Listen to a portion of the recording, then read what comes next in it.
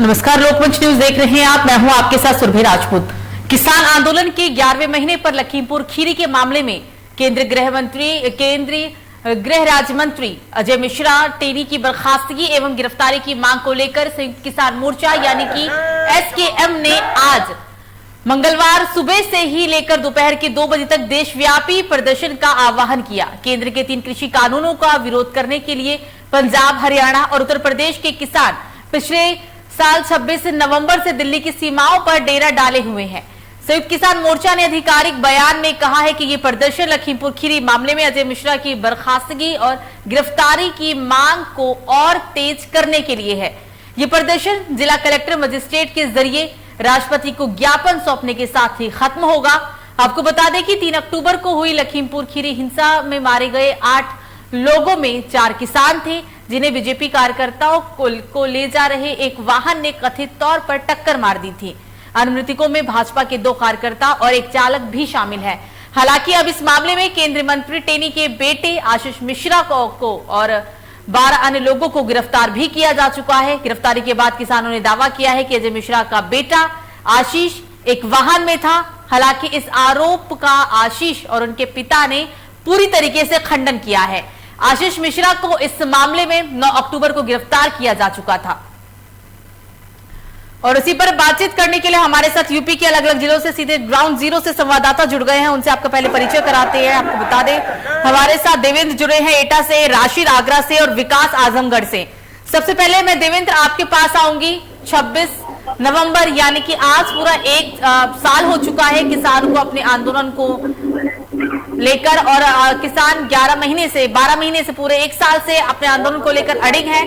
हालांकि इस दौर में कई बातचीत हो चुकी है, लेकिन सभी बातचीत बेनतीजा भी निकली है। लेकिन अब ये पूरा आंदोलन एक बार फिर से तेज हुआ है जब से लखीमपुर की घटना हुई है। ताजा अपडेट बताएं और अभी मौजूदा क्या हालात है जिले में। जी, आपको बता दें, जिस तरीके से जो किसान आंदोलन पर पूरे 1 साल हो गया बैठे हुए, जहां सरकारें पूरी तरह से बेखबर होती नजर आई, अब तक की जो हालात हैं वो ये हैं। वहीं जिले में हर जगह पर जो किसान हैं वो तरह तरह से अपने आंदोलन और अपना रोष जताते हुए नजर आते हुए आए हैं।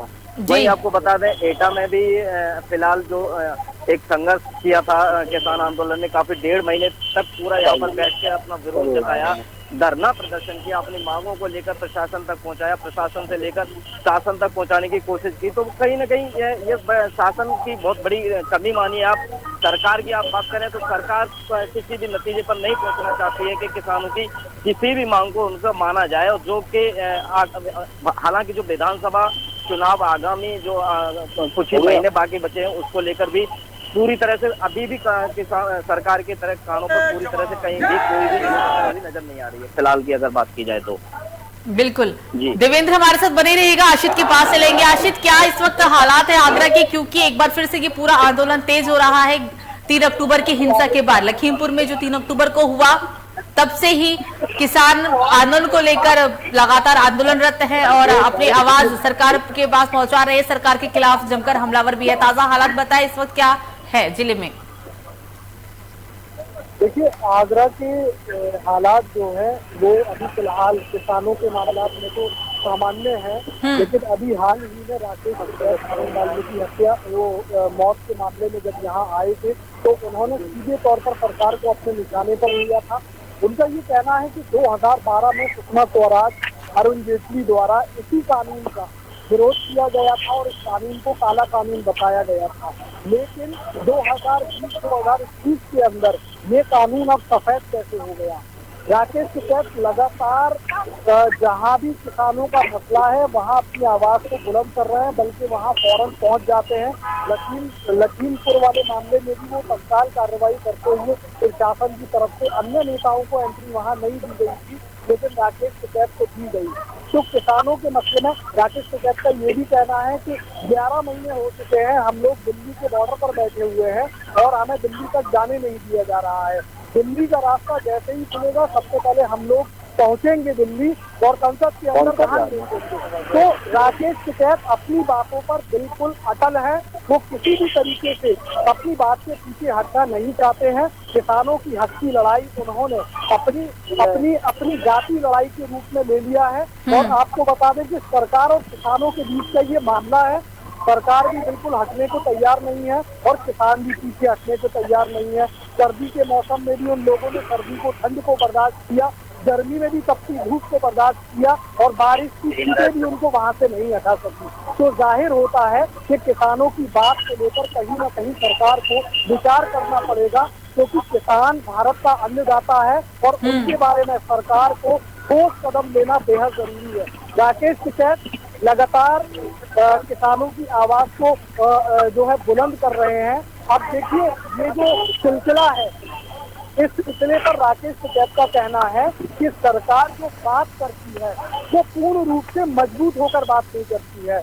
जो मंत्री हैं सरकार में बैठे हुए, वो उतना ही बोलते हैं किसानों के द्वारा जो उनके साथ बैठकें की गई थी, जितना उनको ऊपर से जो है समझाया जाता है।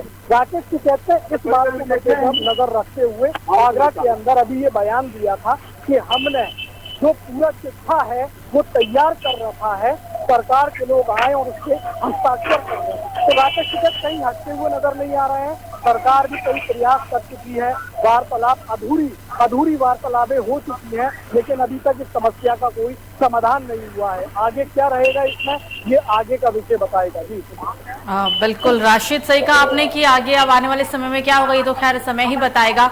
लेकिन राशिद, कुछ ही महीनों में चुनाव होंगे, 2 से 3 महीने का समय है चुनाव से पहले ये आंदोलन एक बार फिर से तेज हुआ है।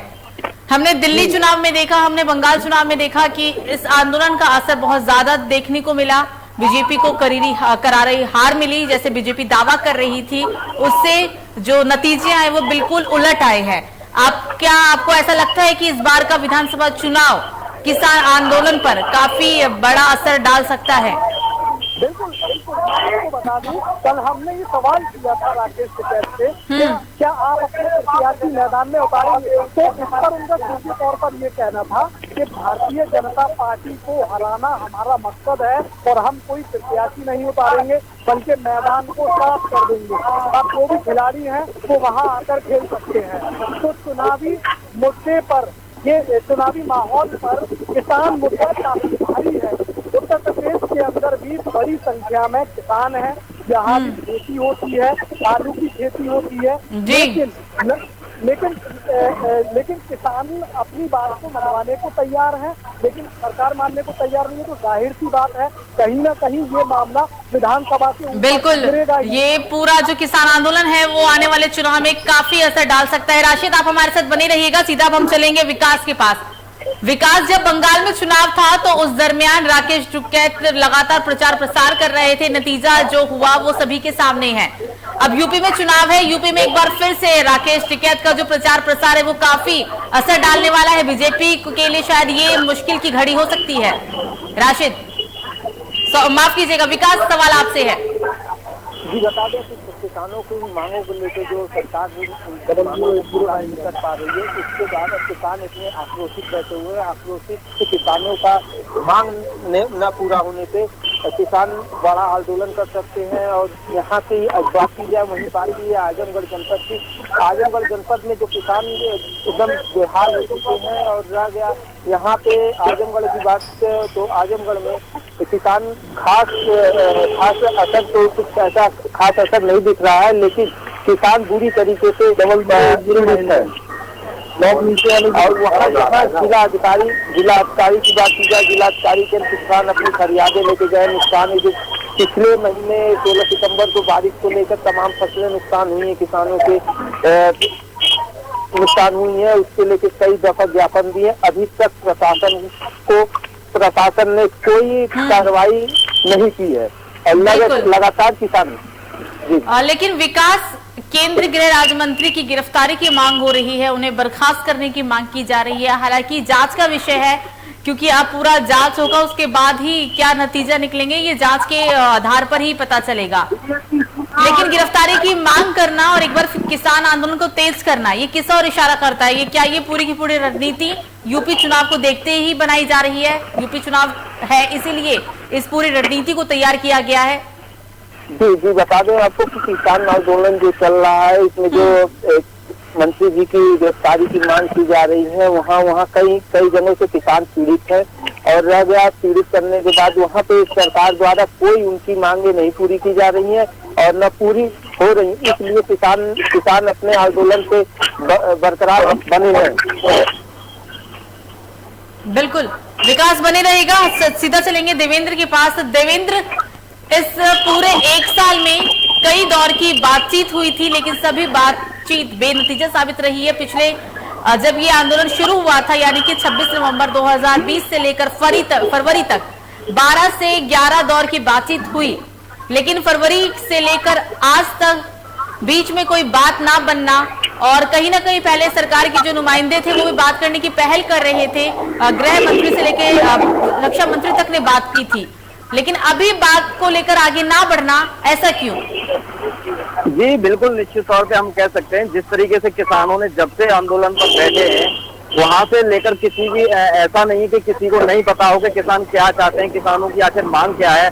आखिर सरकार का जो सोचने वाली बात तो ये है कि इतना समय होने के बावजूद भी किसानों की मांगों को क्यों नहीं माना गया। क्या किसान चाहते हैं, क्या देश हित में ये वो बैठे हुए हैं आंदोलन पे, या क्या कोई उनका कोई निजी स्वार्थ है जिसके लिए आंदोलन पर बैठे हुए हैं, ये सोचने वाली बात है। हालांकि जो किसान अब तक जो अपनी लड़ाई लड़ रहे हैं वो अपने हक की और अपने स्वाभिमान की लड़ाई लड़ रहे हैं। ऐसे में जो सरकारें हैं वो पूरी तरह से फेल होती नजर आ रही हैं, और कहीं ना कहीं जो किसान है, जो बड़े तबके का जो किसान है, वो पीछे हटने को नहीं राजी है। हालांकि जो जानने वाली बात ये है कि कब तक इसका निर्णय आएंगे, ये किसी का अभी तक कोई क्लियर नहीं है कि जो निर्णय आने वाले हैं वो क्या निर्णय होंगे। क्या किसानों की मांग पूरी की जाएगी या सरकार की मांगों को वहीं रखा जाएगा। जिस तरीके से जो अभी के जो नतीजे हैं, कहीं भी कोई यूपी में भी चुनाव है, इससे पहले जो पंजाब में चुनाव हुआ, हरियाणा में चुनाव हुआ, तो इसका जो खामियाजा है पूरी तरह से उत्तर प्रदेश में भाजपा सरकार को कहीं ना कहीं सरकार की मांगों को लेकर इसका थोड़ा बहुत अंतर जरूर देखने को मिल सकता है। जी बिल्कुल देवेंद्र, एक साल हो चुका है आज पूरा, लेकिन देवेंद्र सभी को याद है जब ये आंदोलन शुरू हुआ था, जब दोनों सदनों में इस कानून को पास किया गया, ये बिल पास हुआ, कानून के रूप में आया, तो उस वक्त सिर्फ किसान एमएसपी के लिए ही बात करते थे कि आप हमें एमएसपी लिखित में दीजिए और आंदोलन खत्म होगा। लेकिन आज ये आंदोलन कम और जिद ज्यादा है। ये यहाँ इसलिए हम कह रहे हैं क्योंकि अब किसानों का कहना है कि ये तीनों काले कानून है, काले कानून करार दे दिया गया, और कानून को रद्द करने से कुछ कम नहीं चाहते। लेकिन पहले किसान एमएसपी पर ही अड़िग थे, वो सिर्फ कहते थे कि आप हमें एमएसपी दीजिए लिखित में, लेकिन अब कॉन्ट्रैक्ट फार्मिंग पर भी बात करना और कानून को रद्द करना, ये कहाँ का मतलब हुआ? क्योंकि कोई भी कानून रातों रात तो नहीं बनता। जी, जिस तरह से जो आपका जो सवाल है, मैं तब बताना चाहूंगा आपको, जो पहले जो कुछ और मांगे थी, अब जो एमएसपी की आप बात करें तो किसानों को, अगर सरकार को लगता है कि इसमें हमारा कोई दोष नहीं है, जिसमें सरकार को हमारे देश की बात है, भाजपा सरकार है वो देश में एक तरह से जो देश की बात करके पूरी तरह से, वहीं अगर जो को लॉस नहीं है, कोई फायदा नहीं है, तो इससे फिर सरकार किसानों की बात आखिर में क्यों नहीं मान रही है। जो बड़ा सवाल यही है बार बार के कहीं ना कहीं जो किसान है वो पूरी तरह से आज दब चुका है। छोटे किसान से लेकर आप बड़े किसान की बात की जाए, जो एमएसपी पास किया गया था उस पर जो अभी तक जो इतना बड़ा आंदोलन होने के बावजूद भी अभी तक जो सुनवाई नहीं हुई है, जिसको लेकर के हो सकता है कि विधानसभा चुनाव से पहले या इसके बाद भी अगर मांगे पूरी नहीं हो सकती हैं तो उसके बाद और जो आगे की कार्रवाई होगी वो कुछ अलग ही होगी। बिल्कुल निश्चित तौर से। बिल्कुल देवेंद्र, महापंचायत भी हुआ, देशव्यापी हड़ताल भी, तमाम जगह प्रदर्शन भी, लेकिन यूपी में इस वक्त अब माहौल जो है वो काफी गर्म है, क्योंकि कुछ ही समय में, कुछ ही महीनों में अब यूपी के अंदर आचार संहिता भी लागू होगी। आंदोलन नहीं कर सकते, नियम कानून बहुत ही ज्यादा कड़े हो जाएंगे, तब किसान क्या करेंगे? बिल्कुल, जो कानून है, किसान को जिस तरीके से अब तक तो आंदोलन की बात करें हम, तो किसान पूरी तरह से शांति प्रिय तरीके से अपना आंदोलन कर रहे हैं। न कहीं अभी तक कोई ऐसा माहौल पैदा हुआ है वहां पर जो किसान अब तक जो आंदोलन कर रहे हैं वहाँ किसी तरह की अपनी घटना हो या किसानों ने माहौल खराब किया हो। अगर ऐसा ही होगा जैसे कि जो आचार संहिता उत्तर प्रदेश में लागू हो जाएगी आगामी चुनाव को लेकर के, इससे पहले जो किसान हैं, जो किसान नेता हैं, बड़े जो किसान नेता हैं, वो अपनी पहले से ही सूझबूझ करके अपनी तैयारियां इकट्ठी करेंगे। मेरा जो यहाँ तक का जो आइडिया है वो मैं बताऊं जो आचार संहिता को लेकर जो या किसान अपनी जो मांगे हैं वो कहीं तक देखने को मिलेगा कि केंद्र सरकार कितनी उन सरकारों की किसानों की मांगों को मान सकती है जो विधानसभा चुनाव होते हैं उनसे पहले। या रास्ता ये होगा कि किसानों की मांग को मान लिया जाए, या फिर जो किसान है वो तो अपनी बात पर अड़े हैं, अड़े होने के बाद जो आचार संहिता में जो किसानों को आंदोलन देना होगा वो अपने तरीके से देंगे, वो आगे की रणनीति रहेगी उनकी। बिल्कुल देवेंद्र बने रहेगा। राशिद के पास चलते हैं। राशिद, आपको मेरी आवाज आ रही है? जी बिल्कुल बिल्कुल जी राशिद, 11 महीने आज पूरे हुए हैं यूपी में। अब आंदोलन और ज्यादा तेज हो रहा है। हालांकि अभी तक जो ये पूरा प्रदर्शन था वो दिल्ली सीमा बॉर्डर पर था, लेकिन अब ये पूरी जो आंदोलन की हवा है वो उत्तर प्रदेश में जा रही है। ये इसलिए भी हो रहा है क्योंकि चुनाव है। चुनाव के मद्देनजर सरकार तो कोई बातचीत करने के लिए तैयार नहीं है और आंदोलन तो खत्म होगा नहीं, तो समाधान कैसे निकलेगा? क्योंकि सरकार भी अपने बात को लेकर हठधर्मिता अपनाए हुए है और किसान भी अपनी बातों को लेकर अडिग है। देखिए, ये जो कानून पास होते हैं ये देश में रह रही जनता के लिए आसानी हो सकती है किसी भी कार्य में, इसके लिए पास होते हैं। और राकेश टिकैत का किसान नेताओं का लगातार यही कहना है कि जब किसान के हित का बिल है और किसान को ही नहीं चाहिए तो जबरदस्ती सरकार क्यों फेंक रही है किसानों के मत्थे इस बिल। देखिए, आचार संहिता की अगर बात की जाती है तो आचार संहिता का मतलब तो हमारे देश के बड़े राजनेताओं ने बिल्कुल खत्म कर दिया है। आचार संहिता महज मजाक बनकर रह गई है। आपने देखा होगा बंगाल चुनाव में किस तरीके से देश के बड़े नेताओं ने लॉकडाउन कोरोना गाइडलाइन की धज्जियां उड़ाई थी। लेकिन राशिद, उनके ऊपर कोई कार्रवाई नहीं होगी, पुलिस से डंडा नहीं चलेगा, लेकिन आम जनता अगर आचार संहिता का उल्लंघन करेगी तो कानूनी कार्रवाई भी होगी और डंडे भी चलेंगे। देखिए, किसान इस बात को मद्देनजर रखते हुए कि जब देश के राजनेताओं के ऊपर डंडे नहीं चलेंगे, कार्यवाही नहीं होगी, तो फिर किसान पर कार्यवाही क्यों? वो अपने हक की आवाज को बुलंद कर रहे हैं, यही सोचकर वो अब तक बैठे हुए हैं। और उनका मानना यही है कि अगर कोई भी नहीं देख रहा तो पूरा विश्व देख रहा है इस चीज को, पूरा भारत देश देख रहा है इस चीज को कि जिस तरीके से किसानों के ऊपर पानी की बौछारों की बरसात की गई, डंडे भी चलाए गए, किसानों को बैरिकेडिंग के अंदर इस तरीके से कैद कर दिया गया जैसे बड़े अपराधी हो, कुख्यात अपराधी हो। ये सारी चीजें देश देख रहा है और आने वाले यूपी के विधानसभा चुनावों में इसका खास होने वाला है। ये किसानों को उम्मीद भी है और इस बात के कयास भी लगाए जा रहे हैं कि किसानों के साथ सरकार को पंगा महंगा पड़ेगा, ये बात निश्चित है। जी बिल्कुल सही कहा आपने राशिद, की सरकार को किसानों से पंगा लेना तो महंगा पड़ेगा, क्योंकि असम का चुनाव हो, चाहे वो बंगाल का चुनाव हो, चाहे वो जहां पे भी चुनाव हुए या होने हैं, असर तो हर जगह है। राशिद बने रहिएगा। अब विकास के पास चलेंगे। विकास आचार संहिता लागू होगी, इस पर हम बात कर रहे थे, और किस पर कार्रवाई होगी किस पर नहीं होगी ये जग जाहिर है। सभी जानते भी हैं कि क्या कितने नेताओं पे कार्रवाई की जाती है उल्लंघन पर और कितनी कार्रवाई आम जनता या फिर किसानों पर होती है। जाहिर सी बात है क्योंकि ये आंदोलन अब बहुत ही ज्यादा समय बीत चुका है, 11 महीने हो गए हैं और शायद भारत के इतिहास में ये पहला आंदोलन ऐसा होगा जो पिछले 11 महीने से चल रहा है और खत्म भी नहीं हो सका। आगे का अगला क्या कदम होगा, सरकार कैसे मना पाएगी किसानों को, क्योंकि पहले कहा जा रहा था कि हम कैंप लगाएंगे, कैंप के जरिए किसानों को जागरूक करेंगे, विपक्ष उन्हें भड़का रहा है, लेकिन ऐसा तो कुछ भी नहीं हुआ, सिर्फ कहने की बातें निकली सभी। ये बता दें आपको, बड़े नेताओं के ऊपर कोई कार्रवाई नहीं होती। जहाँ किसान की बात की जाए तो किसानों के ऊपर लाठी भी गिरते हैं, पानी के फुहारे भी पड़ते हैं, लाठी चार्ज भी की जाती है। बड़े नेताओं द्वारा कोई उल्लंघन, उनको आचार संहिता से कोई मतलब नहीं है। जहाँ चाहते हैं तहाँ सभा करते हैं, जहाँ